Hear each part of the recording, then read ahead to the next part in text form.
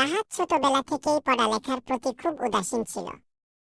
স্কুলে যেত ঠিকই, কিন্তু পড়াশোনায় মনোযোগ দিত না। তার সময় কাটে মাঠে খেলাধুলা করে, টিভি দেখে কিংবা বন্ধুদের সঙ্গে আড্ডা দিয়ে। মা বাবা অনেক বুঝিয়েও কোনো লাভ করতে পারছিলেন না। একদিন রাহাতের বাবা তাকে গ্রামের এক বৃদ্ধ লোকের কাছে নিয়ে গেলেন। তিনি ছিলেন একজন অবসরপ্রাপ্ত শিক্ষক, যাকে সবাই মাস্টার কাকা বলে ডাকত।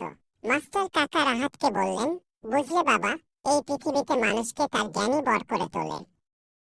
পড়ালেখা ছাড়া জীবন অন্ধকারে হারিয়ে যায়। তুমি যদি সত্যিই বড় হতে চাও, তবে শেখার প্রতি আগ্রহী হতে হবে। রাহাত তখনও কথাগুলো খুব একটা গুরুত্ব দিল না। তবে মাস্টার কাকা তাকে একটি গল্প শোনালেন।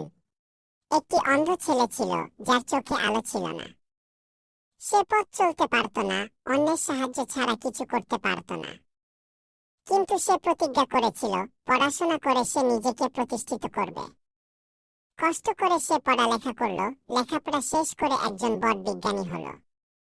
তারপর সে এমন একটি প্রযুক্তি আবিষ্কার করলো, যা দৃষ্টিহীনদের জন্য আশীর্বাদ হয়ে দাঁড়ালো।